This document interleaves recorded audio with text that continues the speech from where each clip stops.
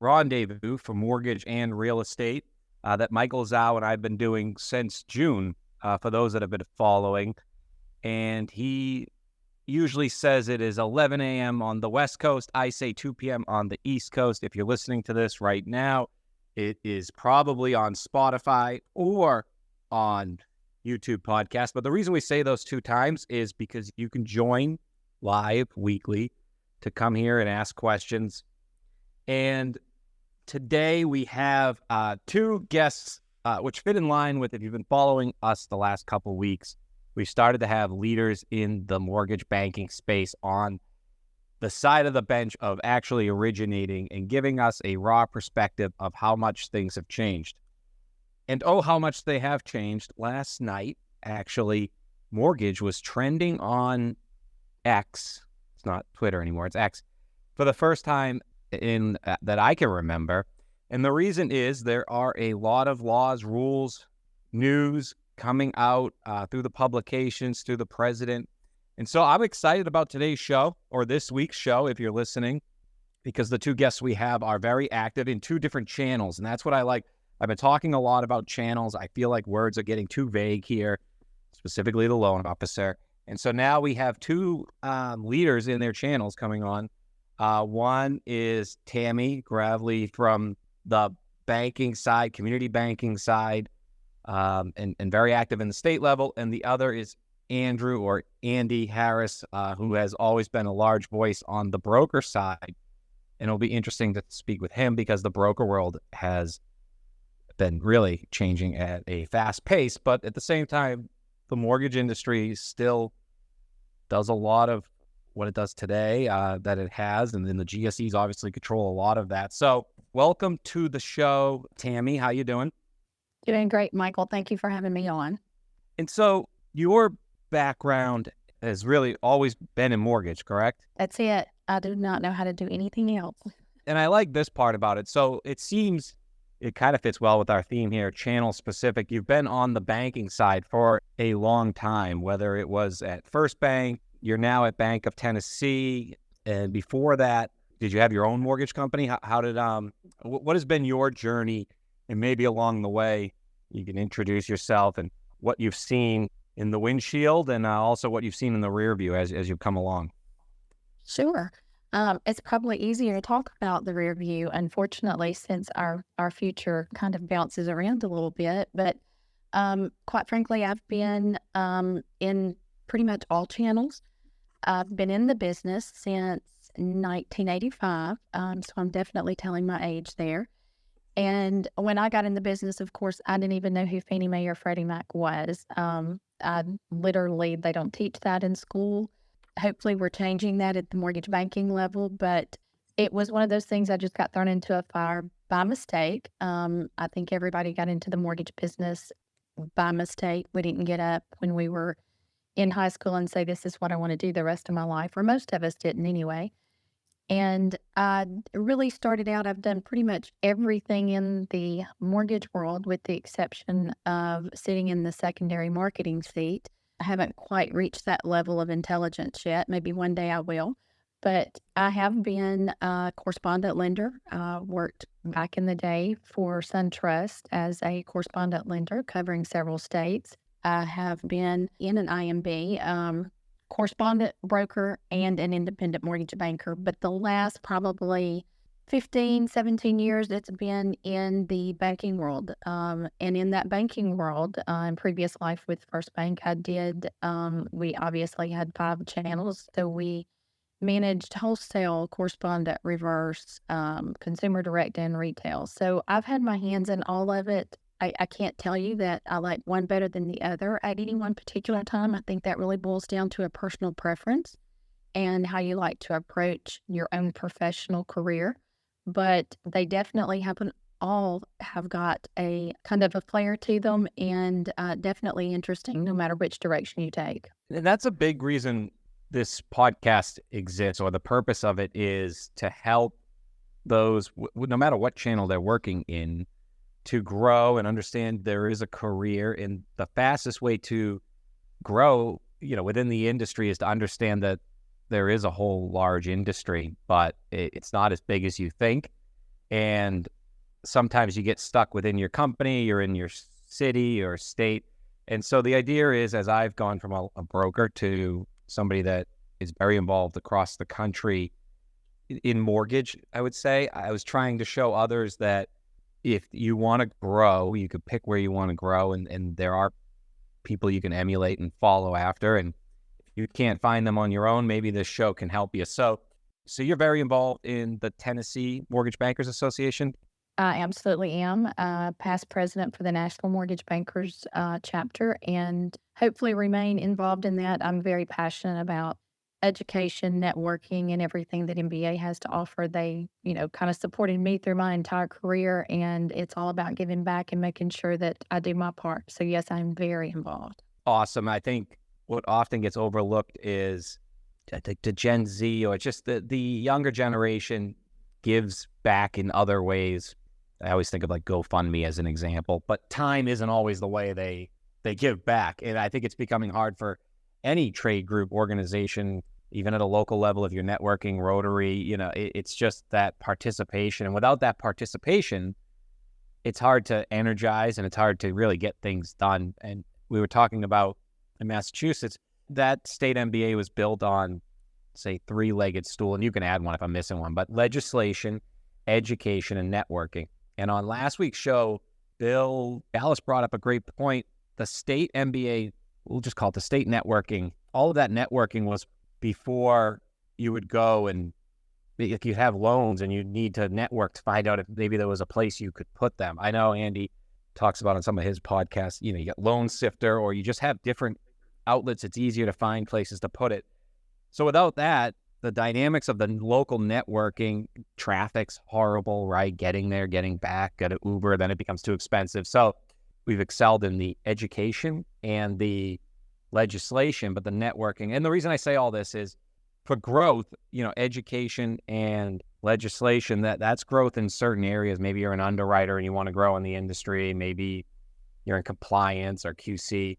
But the loan officers, they live and breathe off of networking. That's what they're great at. And I think that's where you see some strengths maybe in the broker channel and why hopefully they might need to come together, right? That's my observation. What's your observation as somebody in the weeds as well on those three stools? Michael, I would say, and this is certainly my own personal opinion, and I'm sure that there would be many opinions out there. I think Mortgage Bankers Association has taken a lot of different turns throughout, or at least throughout my career. I've seen where it was a networking resource where people just got together, whether it be for social networking and, just learning who the people are in the business, to probably every particular state or local level. It kind of just fades away because people get tired of going for the same thing and not getting really any value out of it. Education, I think, is one of those things that we're beginning to expand a lot on, where as previously, just in my earlier years with MBA, we kind of relied on the MI companies and some of the vendors to bring in someone within their organization to teach and to train. Now, the ability to network and, take somebody from across the country to get them into a networking luncheon or a monthly luncheon or social event, we just have the greater ability to do that these days. So I think the education piece definitely expanding on. If you were to ask my personal opinion today, I think one of the biggest reasons to have the MBA strong and stronger at a local and state level, as well as, of course, at the national level, is from a legislation perspective. We did not see years ago the kind of legislation changes that we see today and that we're experiencing.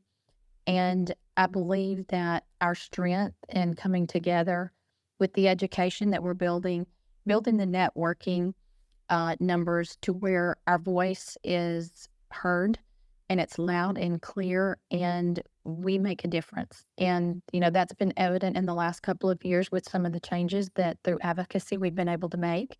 Without that voice and without the growth of that MBA, we lose that. And I think it's super important for us to continue to teach and explain what the advocacy around MBA is all about.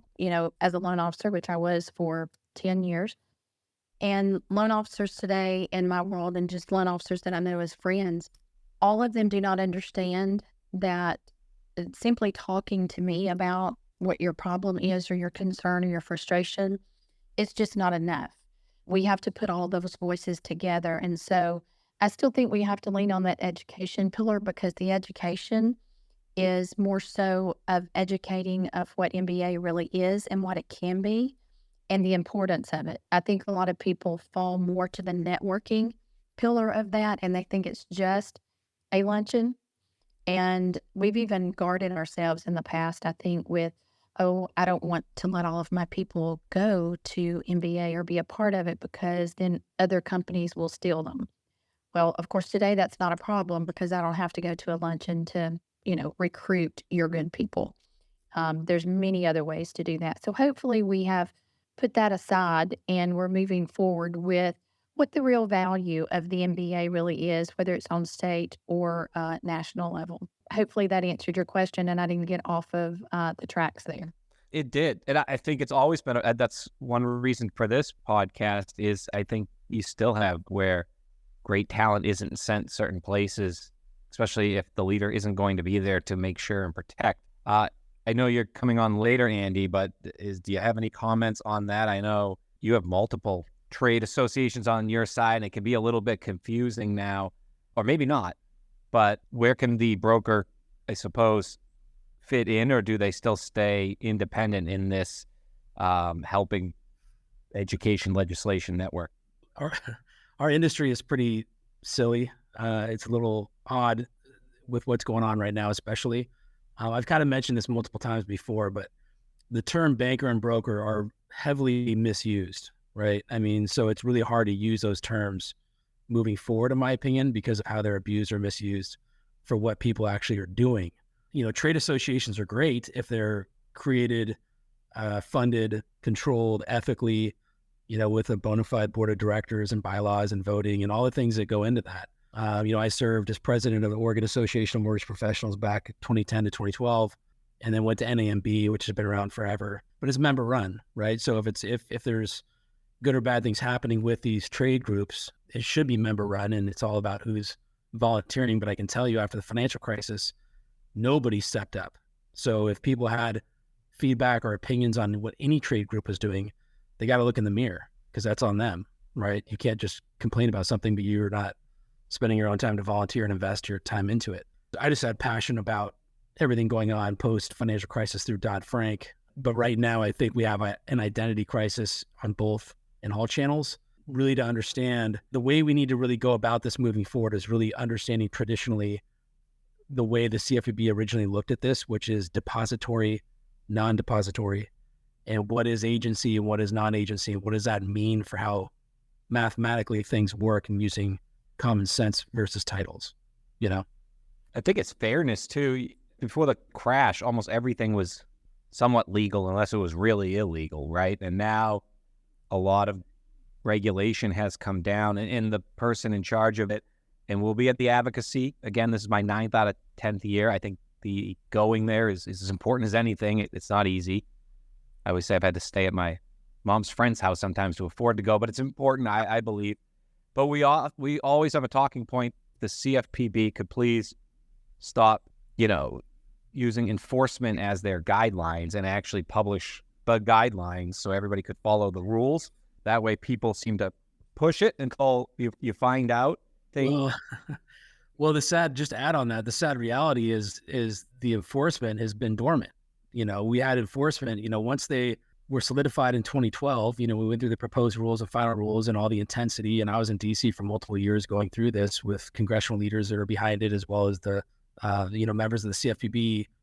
And the whole industry was confused by verbiage because, people have an 11-second attention span. So when they try to read regulations, number one, you have to take the time to read it. Number two, you have to comprehend it with your brain and have the intelligence to know what that means on the street level with the consumer using math.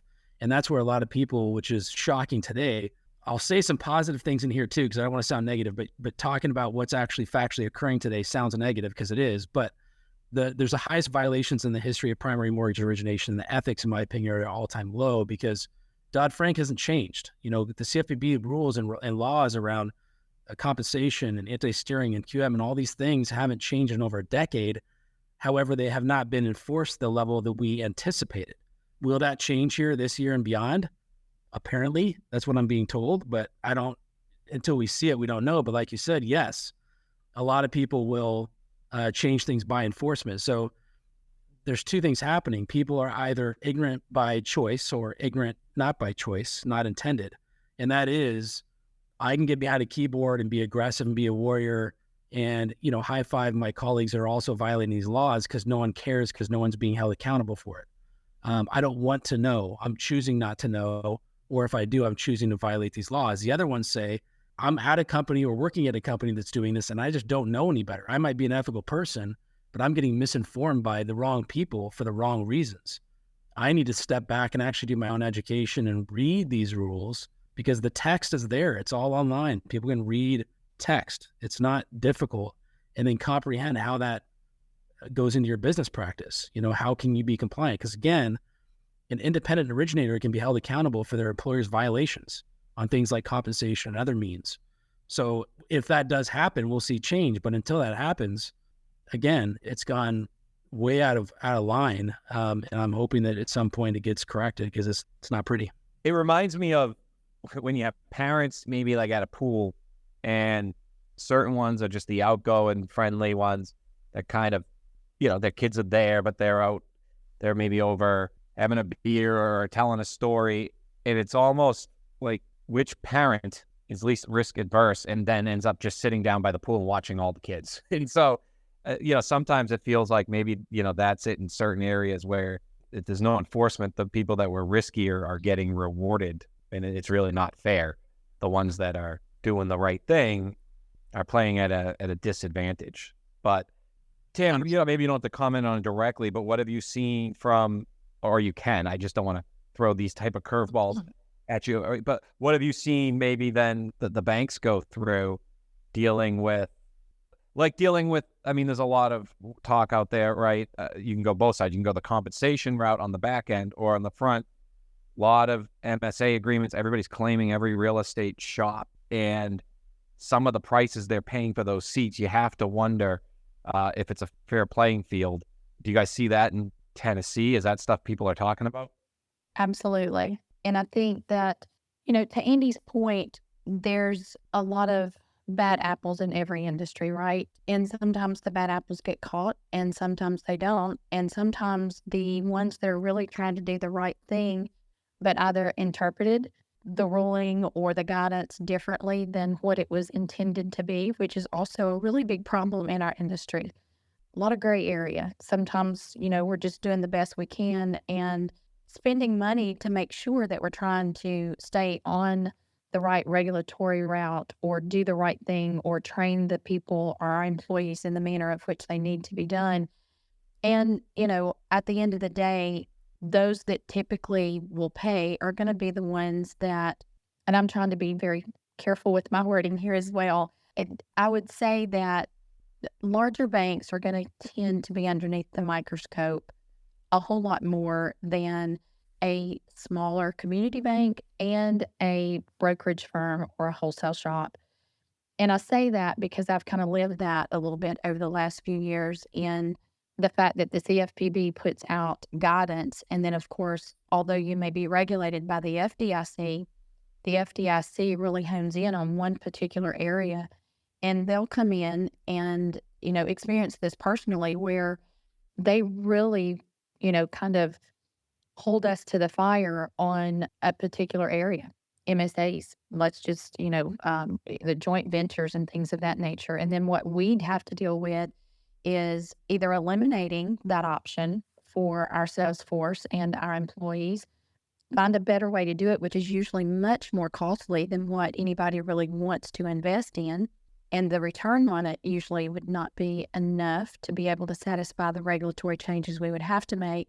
And then you are going to lose good people because they're like, okay, well, ABC Mortgage down the street is doing this, so I'm going to go down there. And they really think then that the bank or the employer at that point is just being too conservative. But ultimately, at the end of the day, A bank can't grow. They can't go to the next level if they don't make the FDIC or the CFPB happy, regardless of how you interpreted whatever regulation that they've put out. That's when I want to be a real small company or a broker shop because it's more of like, the big fish or the small fish in the big sea. It's harder to get to that smaller level, which then creates a huge competition issue from compensation, getting and keeping certain employees or high producers. And literally, it will change the whole trajectory of where you're going and what you're trying to do, simply because you may have gotten the light shined on you a little brighter than the smaller company or the broker company.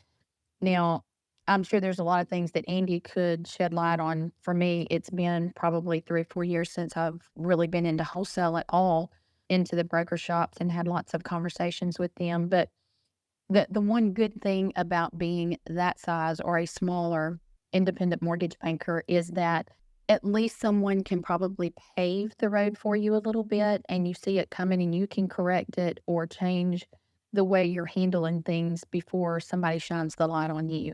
I think certainly I feel like that as a small community banking employee, I do have a little more leadway than a Chase or a Wells or one of the larger companies would. And until we get fair playing game, to Andy's point, you don't even know sometimes how to determine what it is you're trying to do because you feel like you're doing the right thing, but yet you know that your buddy down the street was just told by another regulator that you're not going to be able to open up in the branch because you're in quote unquote compliance jail because you interpreted something inaccurately, or you were actually engaged for anti-steering because you have a referral system that is set up within your bank to your mortgage company.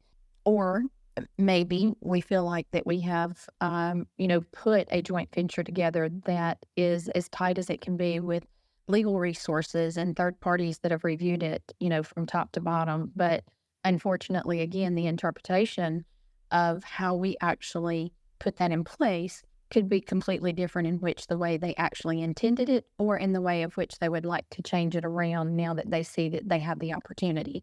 And I'm certainly not talking bad about our regulators. I'm just saying there is a gap there for how they communicate to us what we need to be doing and how we need to be doing it versus how we are actually doing it sometimes. And the larger the company is going to be the larger the hit because they're going to get seen and probably reprimanded first. So there are some disadvantages to being with the larger banks, in my opinion.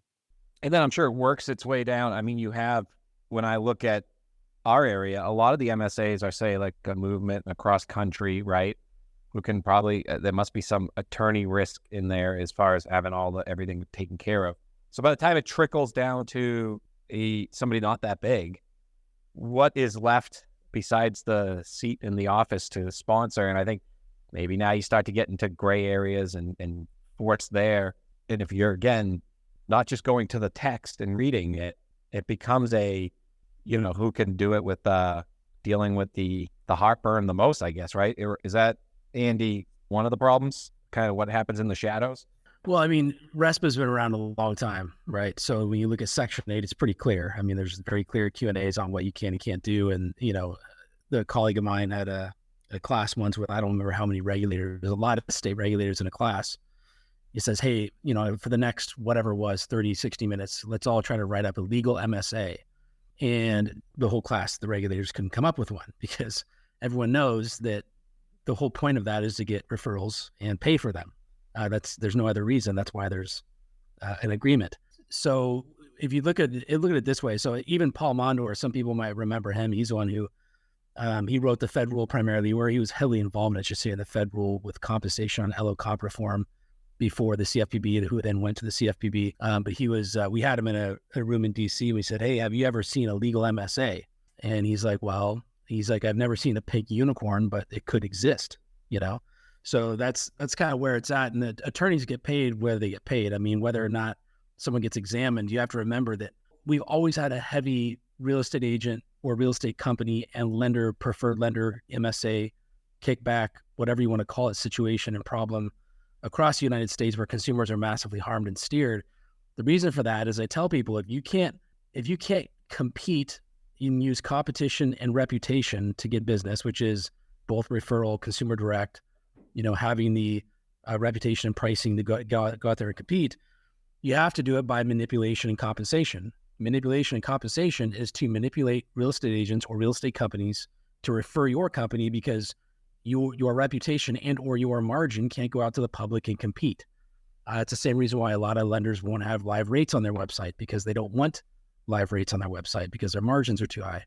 Whenever you're ready, I can kind of go into a macro view on this, I guess, on where I think we're at and just kind of my viewpoint and kind of what I mentioned, where the banker and broker terms are very misused and outdated at this point, and kind of explain where I believe we're at.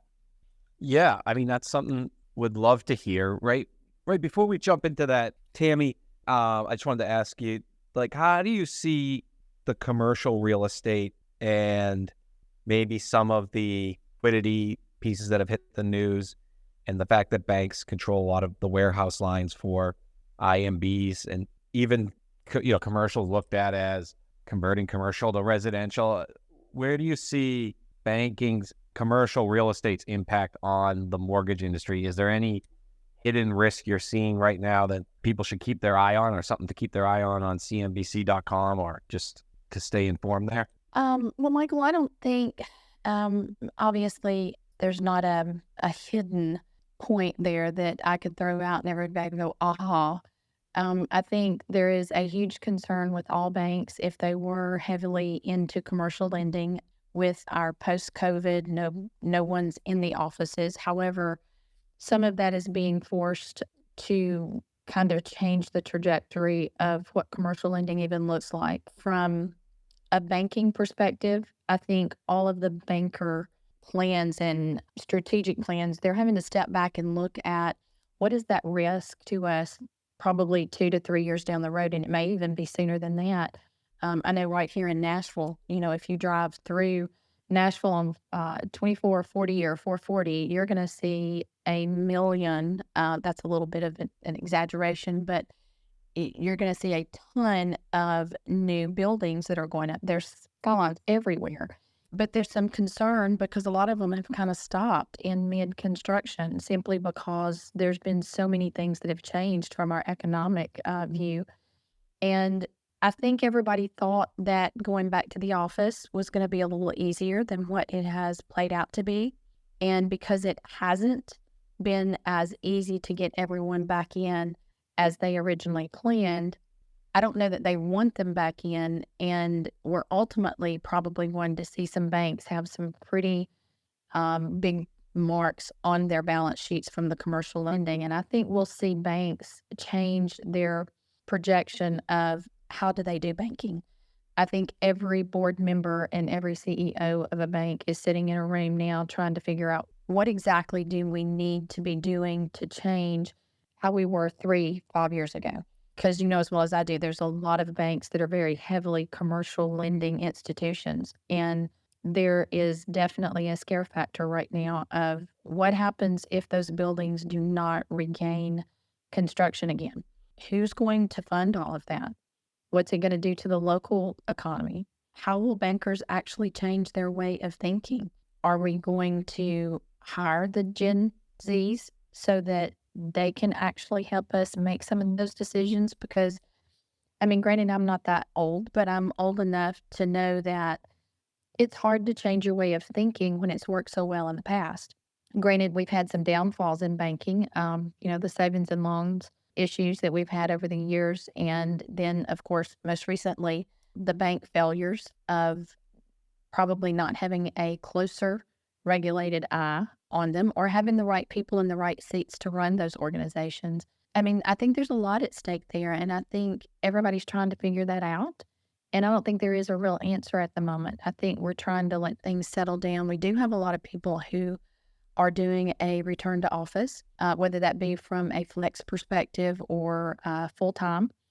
And some of it's going over well and some of it's not. And if all of the companies actually kind of waver on what they're going to do and they don't come back together and say we're all going to do it, which I don't think that will happen, then it'll look differently than if everybody actually came together and said, we're going to mandate everybody back to the office, no matter who you are. And we were able to change that, which we can't, obviously.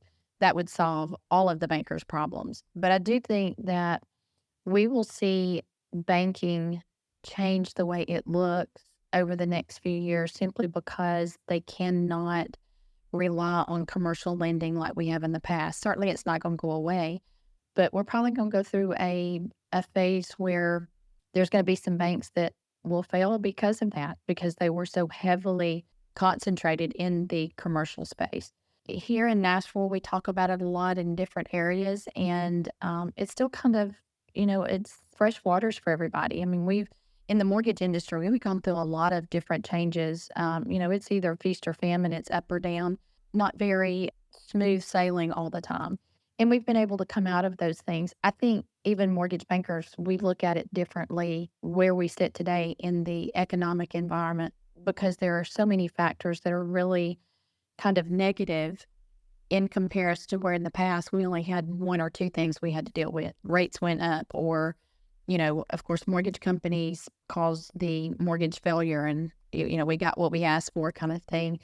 I think we're all trying to look at it a little differently now and try to determine what is next. That's why I said at the very beginning of your show here, it's easier to look in the rearview mirror, even though that's not what I like to do. It is a little easier because looking through the windshield today, it's a little blurry to kind of know what direction to go and how to actually manage whatever that P&L looks like, or what your business plan and your business model will be. So I don't know if that answered your question or not. And I don't know that I could actually give you an answer, but that's kind of what we're feeling as our bank, and as, having a lot of friends in other banking worlds. Everybody is really just trying to scramble right now and figure out, how do we move forward and how do we do it and remain strong the way we have in the past. But I do think we see banking change a whole lot over the next few years. Thank you. You are such a wonderful speaker. The depth of which you answer is, it's fantastic. And it certainly triggers the mind to start thinking. And I think the theme really is, a lot is changing right now. And I'll get into it later on, and hopefully you can contribute where there's a lot of talk about compensation. But before we get there, we do want to change and introduce Andy Harris, who I've been following a long time on LinkedIn. In fact, before we do, for those listening on Spotify, if you could give us a subscribe. If you're listening on YouTube podcast, we are picking up subscribers every week. Would love for you to subscribe. We have some great guests coming up. We actually have leaders of mortgage companies coming up for the next 6 to 8 weeks. So it drops every Sunday, but you'll know it if you subscribe. And if you're on YouTube and you subscribe to our whole station, on Monday, we get these great recaps every week that you will be the first to know. This segment, or this show in general, is brought to you by Velix Valuations. It's a adopt a brand client. And what stands out to me about them, somebody introducing them to everybody, it's rare you have an appraisal firm post AMC. We went through a big AMC run, an appraisal firm with W-2 employees where the appraisers are getting the majority of the money that your consumer is paying. They're happy. And I think that brings a great experience to buyers and a great culture. So been enjoying introducing an appraisal firm to brokers, bankers, and IMBs, and even fix and flippers. And then Silverworks Solutions for companies who have the volume to switch to digital labor. I haven't been this passionate about something since my own Easy Mortgage app. So hopefully you can reach out to us and adopt the brand to find out more. All right, Andy, you have been a large voice in the broker world. And what's really cool about it is you've done it because you've been on top of issues. You don't sound like somebody that's trying to do it for vanity metrics, clicks. You have given, and you have done it just like we started this show. I think your biggest ally is your consistency. You have done it over and over and over for more than 2 decades, and that self-produces credibility more than I think anything else, paying for a banner ad or something like that. So appreciate you jumping on and talking earlier. And rather than going through the questions I have, it sounds like we've really primed the pump here for you to give us a macro view. And from there, shout out to when you were on Eddie Perez's podcast. Everybody should search that. Some of my questions will be based off of that. Like, this will be like the 200 level class for the viewers because you approach so much. But I think you've just been fantastic at giving us a whole view. So we started at banking. We kind of come, I don't know if you want to call it a down or across here. Do you want to pick up anywhere you'd like and help the industry understand what is going on so maybe they can grow faster? Yeah, well, I appreciate that. And yeah, as I kind of indicated earlier, the banker, broker, or any titles, I think that the more the years go on, the more these titles are irrelevant because they're misused. If I can give some history perspective on this is, so I'm a facts and math guy. So I don't like anything that's sales rhetoric. There's a lot of faking it today, fake it to make it, whatever people are doing. I just like pure hard data and really deeply analytical conversations. Generally have to happen by phone or in person because online, is all we see, the social media mess of today. You've got people that have a lot of experience and a lot of credentials speaking, and you have people that have no idea what's going on speaking with the same level of authority. That's a very dangerous place for the mortgage business because of what we do for consumers. So that's my fear. But my perspective is all from, number one, I got in the business in 2002. I was one of those that started in retail. So, I thought I knew everything like most people do, especially becoming top producer and all these different things. I realized shortly after, when I got exposed to the independent side on wholesale, that I walked into a world I wasn't even prepared for, nor that I even understood existed. And so it kind of opened my eyes, and there was a short stint. I got recruited back to retail, just like what most people go through, but I learned it very quickly in my career. And in 2007, seeing some of these issues happening and really being a little disgusted by where the market was at and what people were doing, I put my head down and said, I got to start my own thing. In my opinion, corporate America is not the way for me in this business. I need to control the outcome for the consumers and clients I'm serving. And so I started a brokerage running at the financial crisis when everybody else ran away and people thought we were crazy. But that's because we were paying attention. We were boots on the ground, front and center of everything.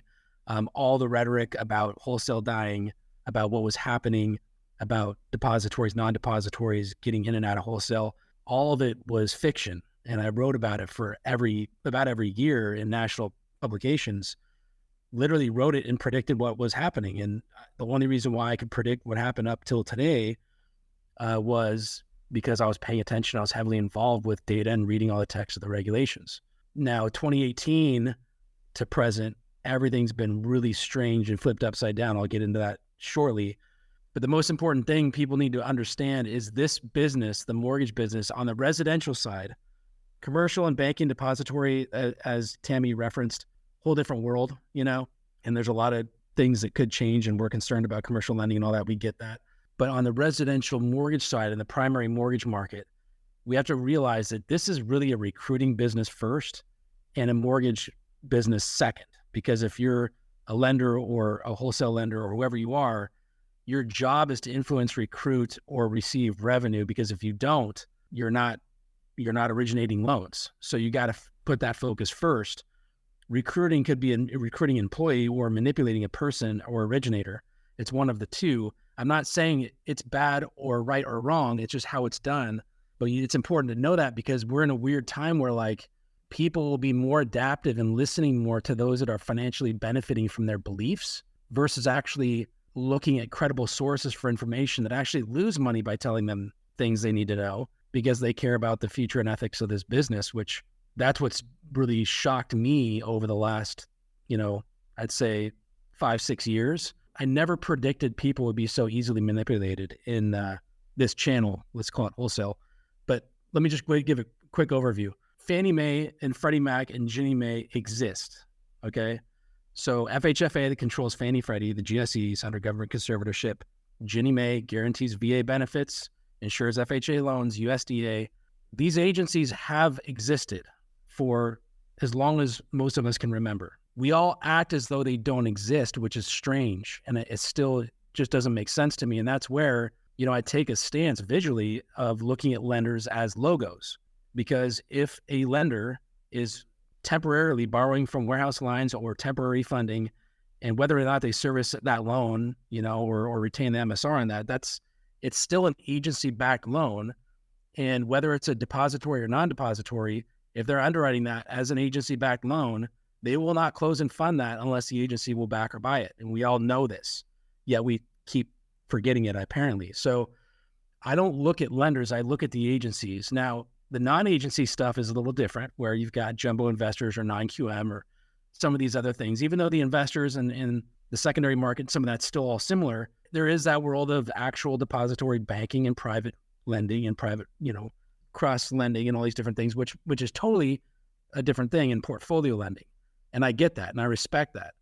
But what I'm talking about is what the majority of consumers obtain in the primary mortgage market, which are conventional conforming with Fannie Freddie, and government loans under FHA, USDA, VA. Now, knowing that this exists, when I started originating loans and when I learned about this channel, my stance was I employ everyone at the lending institution. So whether I'm employed by a lender or if I'm working with a partnership of a group of wholesale lenders, my production employs everybody. So who employs me, right? That would be the consumer. The consumer hires me. They're my employer. So why am I treating a lender, or in this case, a logo, as an employer? I chose not to do that, and that's why I independently originate loans. So now that's why we support the wholesale lending channel, because of the fiduciary nature, if compliant, the fiduciary nature of this channel and the transparency of not just pricing, but having control over the process and the investors which have to compete for that borrower, because that's our ultimate employer. So that's why I support independent, non-captive origination. The term broker, I'm not a fan of right now, because it's been very highly abused and misused primarily since 2018, because you got to remember that the wholesale channel, or if you want to call it broker, was always going to grow. It was the majority, as we know, before the financial crisis, loans were independently done. After that point, retail lenders found a way to net branch and recruit brokers and fear-based marketing and recruiting.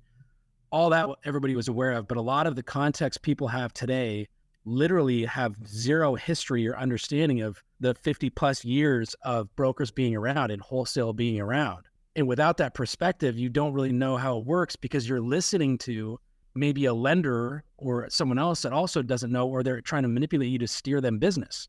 That's not how this channel works. The wholesale channel works by wholesale lenders underwriting and funding loans and retaining servicing and competing. That's it. They do nothing more. They don't go over in recruiting. They don't go over in sales. They don't go over in control, manipulation.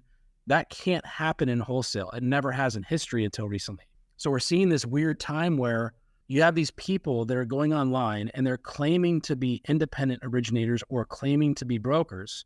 They're actually telling the public and they're telling consumers, I shop 70 lenders, 100 lenders. Number one, they don't have that many approved, and that there's likely not that many wholesale lenders around. So they're misleading the consumer on the number of lenders they're shopping, because they're not. But I've pulled data on multiple companies, and I've been shocked, because one just the other day said 77 lenders they shop. This originator saying this in video to the consumer, sent 99% of his loans to one lender. That's a massive problem, especially when you can pull the data and actually show that those terms and conditions were worse for that consumer they're supposed to represent. And the entire purpose of a broker, based off our job title, is to shop for our borrowers on the same identical agency loans with these logos through a universal pricing engine. It's very common sense. The other concern we have with that as well is loan originator comp on all channels is being massively abused. Our audience, that is, I can get into that. But before I do, my co-host just jumped on here. Yeah. He, being an originator, you'll be happy to know I was a broker. But that was, over a decade ago now. Michael, hearing what you're hearing, before I ask my question, do you have anything to add? Andy, thanks for coming on. We appreciate that. You would say, your business is recruiting first, sales second as the broker owner. And it's interesting to me. Well, every mortgage company, I don't personally do that myself. I'm just saying every mortgage company out there, that no matter what channel they're on, that's how this works in the primary mortgage market. So then your customer, as the business owner, is the originator, right? And so how do you make your customer profitable while you're creating that vehicle for them, and you remain profitable, as opposed to the banker right now, which the originator is just a cog in the machine? And I think that it stands to reason that you can be profitable on both ends. But for you, what are you doing to create that as a vehicle for your customer, the originator, not the consumer borrower, but the originator themselves? How do you create that as a better vehicle for them? Well, let me maybe explain it this way. So the way brokering has worked is as far as how the history of what an actual independent broker is. Generally, it is a locally based, family owned, you know, regional, whether it be one state or maybe a few states, couple states within their market. That's what a broker's always served and been, and generally it's owner producing. So you have the broker owner as a producer. That's always been the most effective way to broker at the best, most competitive margins, and to have skin in the game, boots on the ground, and be well vested, knowing that you work for the consumer, and the consumer is your client. And whether or not you have originators that work under you, all channels have to understand this. There's essential and non-essential roles. The non-essential roles have continued for a long time because margins were there. Now with lenders losing on average of thousands or $1,000 per loan, whatever it may be today, there's a lot of non-essential people that are holding on to this. And, you know, to really answer your question, I think that making money off originators' production for non-essential roles will not exist. And what I mean by that is if you have non-producing sales positions, in my opinion, those aren't essential. Essential would be originators, processors. If you're on the lender side, underwriters, you know, people, you know, there are marketing people that are necessary, support staff. But if you, again, the layered management and the margins that go into some of these high salaries that go directly in the rate sheet, you have to remember on the mortgage side, you know, lenders and brokers and everybody make money through lender paid or borrower paid compensation on the broker side. On the retail side is service release premium and the interest rate margin or fees to the borrower, right? And there's a little bit of money in MSR. So if you're not originating loans, and even if you are today, you're still losing money. Well, the reason for that is because you have too much non-essential stuff built into those margins. In the future, and the way the consumers shop, especially when you see any refis hit, because refis will take off the pressure from the agent steering. We talked about MSA issues. Borrowers are more likely to shop on a refi. They don't have a deadline. They don't have a contract closing date. You're going to see a lot of IT and AI and tech firms go online for refis to streamline that process. The higher margin, especially non-depository banker side, even though they're not, banker is a weird term because you can't say you're a bank if you're a non-bank, but you can say you're a banker, which is just a mind-boggling to me. But you have to understand that pricing always matters to the consumer. So if the consumer employs everyone and the consumer chooses you, then you have to navigate and adapt to pricing. So, you know, to your question, I'm trying to really grasp what you mean by the originator. Are you talking about like how I'm serving the originator? Because really we focus on serving the borrower. What I'm saying is serving the originator is that you're a mortgage broker, which means you have various sources of capital or money, borrowing money that you can provide to the borrower. And so in order to be a successful broker, you need originators to originate more deals, right? And so my question to you, reframe it in a different way. How is I don't want to call them employees because the originator technically may be an employee, but if they're 1099 to you, then they're just an independent contractor. How do you make it to where your originator is going to be more profitable for themselves versus retail, which expenses can be absorbed into? Well, yeah, well, let me answer this. So first and foremost, 1099 is illegal no matter who you talk to. I don't care who says what, any state, multiple issues. You would never in your wildest brain hire or partner with someone that's not an employee in this industry. There are so many heavy federal and state regulations to comply with. This is beyond all the IRS and tax evasion issues, which has always been problematic. Every case you see in 1099 has been a problem for the mortgage industry. We don't do the same with what real estate agents do. They must be W-2 employees, period, no matter what channel you're in. And the channels, again, I can't believe this is still something brought up because it's so old and it was just beaten so long ago. But so first and foremost, no, every employee needs to be W-2'd. Yes, they are employees. The way we look at it as a brokerage firm is, you know, I'm the broker owner, right? So I'm a producing owner and I work with my team of originators that we're all together in this. And my job is to allow them to offer the most favorable pricing to the borrowers they serve with our company, our reputation, and forcing wholesale lenders to compete. Because you have to understand, on the wholesale lending channel, the broker company is defined as an originator under TILA, the actual company. That's why our compensation through lender paid is included in the qualified mortgage points and fees caps, because we're treated different from other channels. Now, I don't agree with that, but it allows us at a company level, as well as the originator level, to be the only channel that's transparent on those margins if you're compliant and don't violate loan originator compensation or anti-steering. So the reason why that's beneficial is because it gives the originator the control to see and control everything. They see every margin, they see every adjustment. There's no hidden service release premium that happens on the banking side, because on the banking side, as you probably understand, that company has no regulation on the SRP margin on what they do to the rate sheets, and they produce what they want to that originator, and they only see what they're provided. And so I'm not saying that's good or bad. I'm saying that the originator needs to understand these are all agency loans, the majority, Fannie, Freddie, Ginnie. So what the consumer pays, your compensation is a part of that. So, LO comp is being, it will be restricted, but the question is LO comp being restricted on an essential role to cover a non-essential role on the banking side? Yes, that's happening a lot, but that's going to change. On this side of the business, a lot of people have failed because you see a lot of these non-wholesale people coming from retail being recruited by special interest in steering. And when they do this, they come over with these non-producing owners trying to turn wholesale into this large multi-state net branching, all of which I've seen are non-compliant, by the way, net branching style of quote unquote brokers. That's not how this works, but this is what's better for the lenders that can manipulate these companies and the companies that can manipulate the originator to work for them and use margin, as much margin as they can, many of which are violated and non-delegated, which I'm happy to get into. But the reality is you have to have essential roles, right? Non-essential roles eliminated, because that's the future of where margins are going. You have to have systems and operations where, again, if it's my sector you're talking about, the wholesale sector, the only long-term successful way to do it is producing broker owner, serving their local community. If you want to have access to the best pricing and best performance for that consumer, with employees that are all team members, and you're basically collectively invested in a company to build its reputation, the way you would look at it essentially is all the originators are together collectively controlling and covering any operational costs as well as marketing support costs within that brokerage firm. So maybe that answers your question. It does. I mean, I used to be an originator way back, probably about 10 years ago with C2. So when you say that, C2 is fairly large in San Diego because they're here in San Diego, but I think they're one of the larger independents that of companies that you may be speaking against. Well, yeah, I won't mention any company names. What I'll say is a lot of the noise you see out there, like all the brokers are better nonsense and the AIM stuff and all this, like the majority of everyone that's vocal like that are not independent and they're not brokers.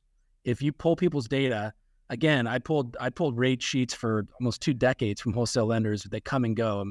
Very large lenders, small lenders, medium-sized lenders. I've gone through them all for years. And looking at all the data sources, there's never one time in history that I could see, again, I'm looking at Fannie, Freddie, Ginnie here. I don't care about these logos. I have good partnerships and great account executives and great experienced companies, but it's a partnership and I'm not loyal to them. I'm loyal to my borrower, period. So if I look at this and I say, based off analytical data on rate sheets, there's literally, I can't see of one time where more than 40%, usually it's 20, 30% or somewhere in there, is spread out. But even if it's a heavier amount, like even 40%, which is high or more, it's because of pricing only. The execution on that loan, closing fast, communication, service, speed, that's not a benefit, that's a requirement. Every wholesale lender has to do that or they're just done with any good broker. So if they're already meeting that, then pricing always is a factor because number one, you got to show the creditors in which the borrower would qualify. You got to present that. You got to understand it. For anti-steering, you also have to have the rate sheet saved with an analytical pricing engine to show the highs and lows on the disclosure required on the broker side, which, again, a lot of people aren't understanding you're doing. Are you using like a loan sifter or an optimal blue type of function to shop that rate? And then on the side, you have a separate spreadsheet with underwriting turn times or what? Yep. Yeah. So we rate all of we rate all of our lenders on our lender list. We have all their quirks, if anything. A lot of them, really, there's not overlays we see anymore, but it's more of just like updated on turn times, account executive access.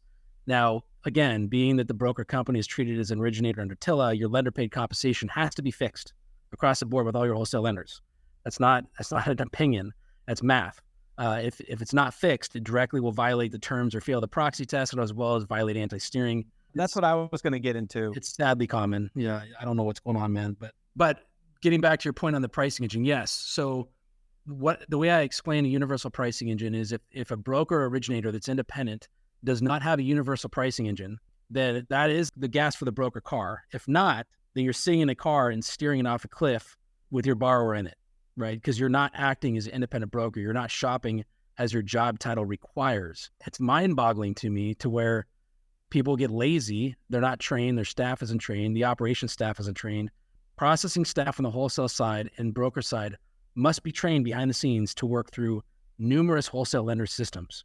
The originator really doesn't need to because they shouldn't be processing their own loans. Generally, like LoanSifter is the one I prefer through Optimal Blue.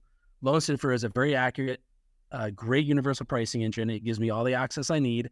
I don't need to log into multiple lender sites. It gives me the data I need. I can rate lenders. I can look at the analytical rate coupons. I can expand the rate sheets. I can look at all the LLPAs. Everything I need is there.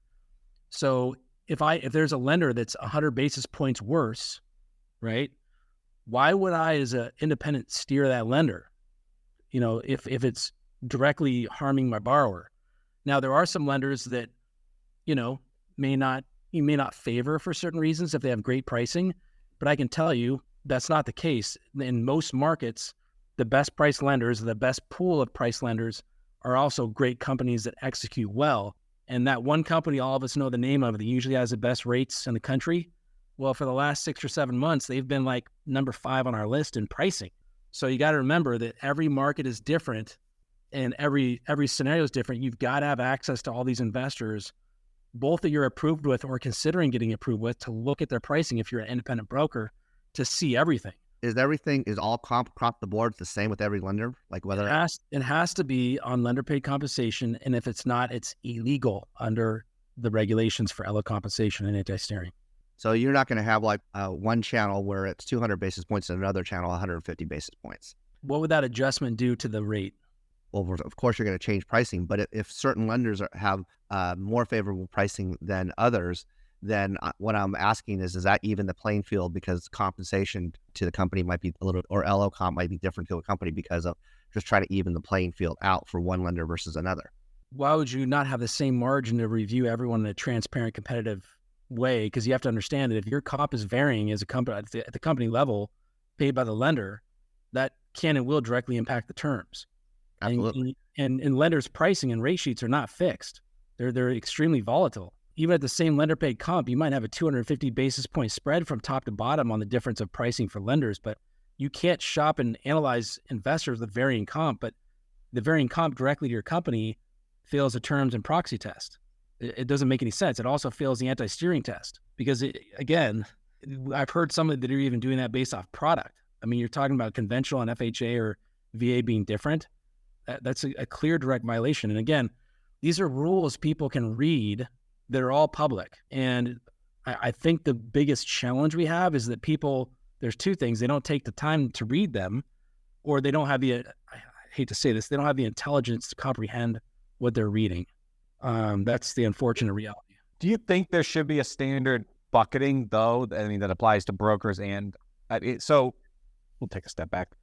Housing Wire has decided to really go all in on this subject, and it's interesting because it's like nobody's safe, right? And some of the points they made is New American Funding, recruits this is from the article, not me, allegedly, we'll say, you'd have to read the article, that they lost a loan officer's guaranteed rate to New American Funding because NAF was using different buckets to offer better. And we went over this on the episode with Eddie and Rick Rock on recruiting.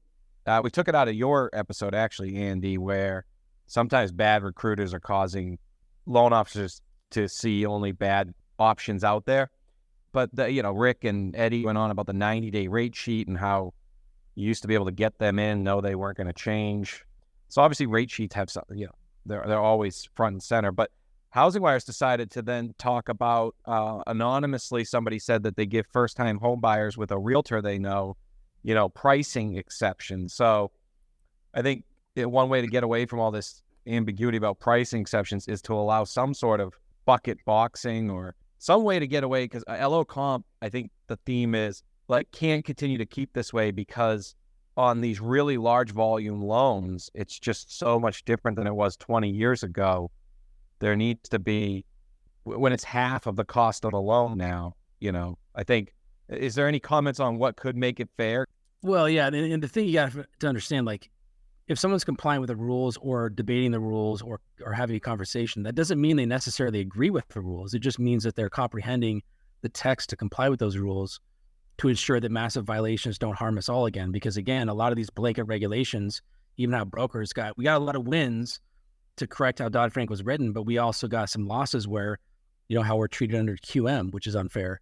But that's because of bad players. So the question now is, that's why people get combative and treat good people as villains. Like if you challenge something compliantly, then you lose, you're the villain because everyone else is high-fiving, having a good time with violating these rules.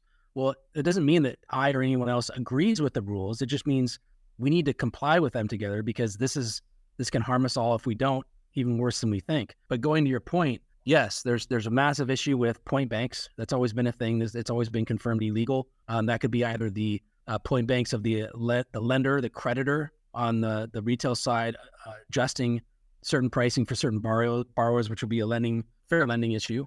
The other one would be as if the LO comp is reduced or changed, which also could be LO comp and fair lending issue, depending on how that's done. We've seen the self-generated versus company-generated is used in a fraudulent way that wasn't accurate or documented properly for that same reason to cut margin. Same, like you said, benefits of certain agents or situations, MSAs, all of it is just, again, the desperation to get business, especially in a down market. And people will violate these rules as a cost of doing business. In that rare case, they feel they're going to get caught. Now, I hope enforcement picks up so it exceeds what they're profiting from this. But we've seen even with recent RESPA cases, the amount the company was fined for the violations, we know they profited much more by doing those violations. So we need these penalties to be a little more severe so that people understand, hey, if there are consumer harming activities you're doing or not treating everyone fairly, we need to play by the rules. But a lot of these retail lenders especially will continue to get very competitive with one another to recruit originators, especially in this climate, because without originators, if you take originators out of a retail lender, they're not a lender anymore because they can't close loans. They've just got a bunch of non-producing overhead. So what are you going to do?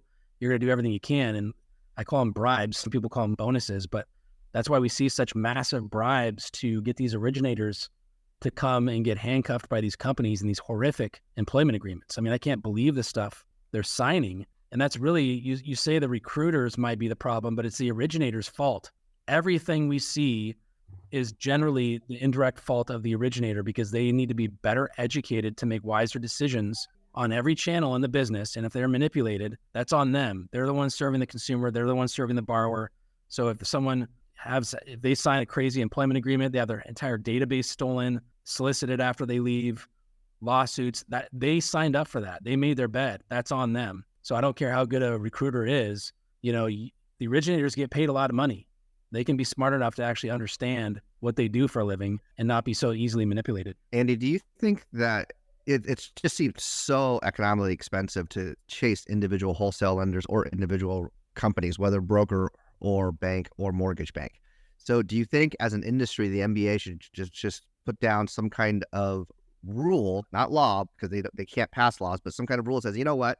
All compensation needs to be, if you're going to do 200 basis points, make it even for everybody. If you're going to do 150 basis points, make it even everybody. If it's going to be 250 basis points, make it even for everybody. Do you think there should be some kind of, I don't know how you're going to enforce? No, because again, there's no SRP regulation. The service release premium and margins that these lenders have, they can do whatever they want. The originator, when they negotiate their compensation, the originator needs to be better educated on what is the margin and overhead of this company and what are they doing in my rate sheet. Now, because you can pay different originators different amounts, it just can't impact your rate sheet as a lender or creditor, right?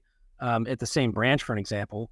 But that goes down a slippery slope because, again, no one would comply with that, and we'd have problems with it. But I think the issue now is the originator just needs to be better educated. They need to understand, like, what pricing or investors can I access on these same agency loans and compete in the open market based off my compensation plan. And the compensation plans do need to be discussed, but that's after first discussing non-essential sales roles, because people want to cut originators' commissions or compensation, even though they're employing them on the retail side. Well, it's like, okay, understand though, but if there's other people that are less essential than that originator, you might look at them first. It's a harsh reality, but that's where we're at and that's where we're going. We've been that way for a while, but now I think people finally have to own up to it. The consumer will just demand tighter margins, So, Andy, quick question for you, because I think it's always been in my opinion, again, I will stress my opinion, one of the things that we do poorly at in this industry is education, which is kind of goes back to the beginning portion of our conversation.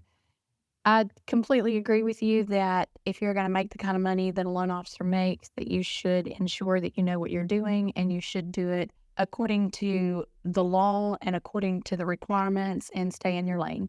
We all know the reality of it is the majority of originators, not all of them, but the majority of the originators came from a different line of sales organization. They sold cell phones at one point, or they were doing something totally different, or even possibly moved from an operational role into a sales role.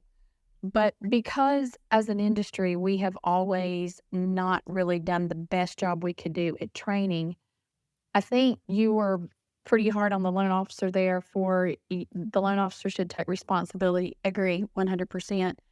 What do you think we can do as an industry to ensure that we're equipping them for doing that? Because quite frankly, as probably a very stupid analogy, but if I were to go to work at a mechanic shop, I know nothing about mechanics.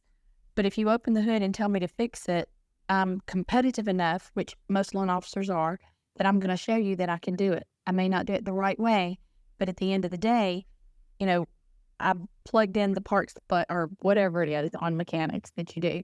But when I started originating, I was fortunate enough that I had great mentors. I had processed for several years before I did that. I knew the do's and the don'ts, but yet when I changed from the company that I started originating with, went to another company, I was given a rate sheet, and I was a fairly young or new originator at that point. And it was best of luck. So I think in one sense, my opinion is yes, we absolutely should hold originators, loan officers, MLOs, whatever you want to call them, accountable for the way in which they conduct business. And if you're going to make $5,000 or $6,000 on a loan, then you should want to do it right so that you can continue to do that and nobody takes that right away from you. But how do we do that and continue to keep that education going so that we make them the best that they can be to avoid all of the pitfalls that they get into and what the companies and even you as yourself as the owner broker have other originators. You and I both know you've probably had a bad apple. I've had one, had plenty of them. But what's our responsibility to make sure that that takes place so that we can actually hold them accountable? That's a very good point. That's been a challenge for our industry forever. And I'll give my perspective on it because it's a really hard one to solve. We have put these originators on these pedestals and turned them into these prima donnas, where recruiting is so focused and so competitive that lenders are bending to the originator because they feel like they have to, and that might be the case. And they're basically giving it. It's the same exact scenario of real estate agents. So I have these real estate agents, they come out with these, they might be arrogant or have these egos, and they start to realize, like, you understand you work for the consumer. So if you're referring a lender, you have a fiduciary duty to understand how it works and to maybe refer a few. And, but when you talk down to originators or you feel like you have more power or authority over originators, where we know what we do is much more in depth with a product that has significant regulation on it. The reason why they're acting that way and the reason why originators act that way to certain employers is because they're put on a pedestal, because just like originators are desperate for agents referrals, the employer's desperate to recruit those originators. So these top producers, you'll see people that will have a team of 4 assistants doing everything for them. A lot of them don't even know how to read tax returns or put a 1003 together. And I'm looking at their production. I'm like, man, if it was me in my world, you'd have to be closing 5 times more than that just to justify 1 assistant. I go, but you have 4? All that is going in your margin. Again, non-essential roles. So you bring up a really good point, because my experience with this, and I'll say this from, just the background of when I volunteered for multiple years as the OIMP president with NAMB, and we tried to get people to participate, to volunteer, to learn, to educate, to read text. It was so difficult because no one seemed to care. And the reality where we're at today, when volume's down and people are struggling and everything else, they're all running to the path of the potential easiest money or highest compensation, a lot of which is not in compliance because they don't care. And I hate to say that, but I mean, we all know, we don't want to really discuss it publicly, but we all know that's the reality of where we're at. Now, there are some very great humans, and we do need mentors. I use David Stevens. David Stevens, I think, was the greatest human in mortgage history. I didn't know him all that well, but when I spoke with him when he was MBA president and I was involved with AMB and the broker stuff through Dodd-Frank, he was so engaging. He's so intelligent. He spoke well, certainly better than I could ever speak or hope to. He was just a very good human being that we need people like him and others to be mentors, and they don't need to originate. They need to just have a lot of experience with the primary and secondary mortgage markets and understand it. These are the people we need. Whether or not they employ you, it's not really that important, but originators have to seek outside information outside of their small world, because a lot of them are in this micro world of their companies, and they don't step out and look at the macro industry as a whole. And that's been the biggest problem. I think you had mentioned earlier about something about, events and, recruiting issues. People didn't want their staff to go to events. I mean, I remember in, I think it was 2010 or 2011, when we had our trade show here in Oregon, as the OAMP president, I went to some of these, mid-sized mortgage bankers. I said, hey, your people never attend. What can I do to get more attendance, just so you guys can get out there and learn more and see what's going on with Dodd-Frank and all the regulation changes and understanding it? He's like, well, our people always get recruited when we go there. I go, okay, well, I'm going to ban recruiting. I banned all recruiters. I banned all recruiting. I banned all net branching. I made a lot of people unhappy. I didn't care. Well, guess what happened? They still didn't show up, because it's not just recruiting. They don't want people to be influenced by those outside of their organization, because it's not that they're recruiting them directly. It's that they're getting exposed to maybe how things actually work in the macro view of the whole, or the mortgage industry. And as a result, they want to keep them captive. That's why they keep all their CE internally. That's why they do all what they do. So it's a very hard thing, because we have created the problem.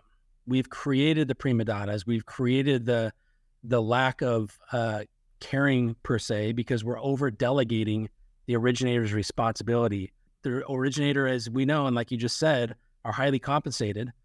And that's also caused a problem on recruiting and margins, and where the reality is on losing money on loans. And it's because we continue to create these prima donnas, and they have to come to reality is we're all accountable in this together. So there's no right or wrong way of structuring your business. There's a lot of fraud brokers that are way worse than any banker. There's a lot of bankers that are worse than maybe certain good brokers. Titles mean nothing, and my biggest fear, on a side note, is when Janet Yellen spoke recently, and she confirmed, and we know 70% of the agency loans are done by non-banks. Non-banks are very financially sensitive in collapsing, hands down. And if there's big non-bank players that are doing very bad things, I can tell you congressional leaders and regulators will look at non-bank lending through completely different eyes than like my experience was. Hey, I can walk into my bank or credit union and get a loan. Not even talking about the agencies, because the agencies are all the same, but there's a different view. And non-bank regulation, we might see change soon if we don't self-police better. I'm just throwing that out there. Oh, that's fantastic. And we almost have to have people listen to this show and then ask to come back on and talk with both of you and expand this conversation, because this specific one is important to prevent ultimate disruption. And I think you see in the real estate, and maybe for another talk, another time, you see in the real estate industry, a lot of it turned into not selling real estate, but almost like this multi-level recruiting. And a lot of them are not profitable right now, being held up by being public, let's say. So, could that happen in the mortgage market? It's something that could be a disruption model. Any fragmentation could be, any bad decisions, on maybe from the Fed, causing some of this IMB action, like you're saying, because there are a lot of predictions. If things don't turn around, Andy, that it's nothing against the independent. It's just factual that if you're not profitable for 12 straight quarters, it's hard to keep going. Somebody said it, waiting is not a strategy. Well, and I think what happened, and I mentioned this multiple times, is we went from drinking through a fire hose to sucking on a fire hose. Like COVID and the unicorn rates was not normal. The profit margins were not normal. A lot of people scaled as if it was, and it's not. And I said, ladies and gentlemen, we're putting a lot of people in rates they're never going to see again. You know, in the last 4 years, what was it? Double, triple payments, you know, in the inflation with rates increasing so rapidly. I said, we're gonna lock down so many people from being new clients in the future that you're going to have to kick that can of profits into, you know, future years. What is that going to be? 2022, 2023, and then 2024, everyone's like, oh, you know, rates are going to fall. I'm like, not so fast. 2024, it could look potentially, it started worse in 2023, but it could look the same or maybe worse, depending on the second half of the year. A lot of that will, you know, lie on inflation, but like you said, people are more reactive than proactive, and they're not cutting margin. They're not adapting to what the future is. They don't have boots on the ground. They're setting old policies, not really paying attention to what's happening with consumers. That's going to bite a lot of people because you can only kick that can of profits for so long. But now when you're hemorrhaging losses, you're going to kick that brick wall. And then you got to go out in the public. And like I said, unfortunately, we have a lot of rhetoric in this industry. Oh, we're going to successfully merge with this company to help more borrowers. It's like, well, you're not really merging. You're trying to avoid bankruptcy. And, you know, I know you got to twist it and sell it. But, I mean, come on, the originators have to pay better attention to this. You know, they work for the consumer. If the consumer is going to be manipulated by an originator because they're being manipulated by an employer or someone financially motivated by where they send their business, we've got a problem. You know, we have to have the originators stand up and say, listen, I've got to take responsibility. I've got to know better. Not only do I need to know compliance better than hopefully my compliance manager, I seriously believe that, like that, these are the things that you've got to know. You know, it's all public. A great way is, you know, getting out there around people that are in the education and in the legislation, your local NAM, MBA, etc. You'll just learn through osmosis. And I think the most valuable part of people's days now are their time. And if you're showing your time, you're almost skin in the game to do it the right way. But we could take this on to another week. I mean, you are thought-provoking. I need to get you back on with some guests because nobody wants to hear. Oh, they do, but they'd rather hear people within the industry like Tammie talking with you. So we have now had back-to-back unbelievable episodes that have gone way over. Amazing. Are just so great, and talking to each other makes them even better. Thank you, Andy. Thank you, Tammie. For those listening, please give us a subscribe and tune in next week on LinkedIn Audio. And the reason we want you on here, I mean, the reason we're doing it live is so you can come on as an originator, as an underwriter, as a processor. This is the only place you can ask real questions to the leaders without very little friction or wall garden. You just raise your hand on LinkedIn without even being seen. So as I say, that would be use the hashtag MoreTalk to find us on LinkedIn. And that would be 2 p.m. Eastern. And Michael? 11 a.m. Pacific, sunny San Diego. 11 a.m. Pacific. Thank you guys for joining.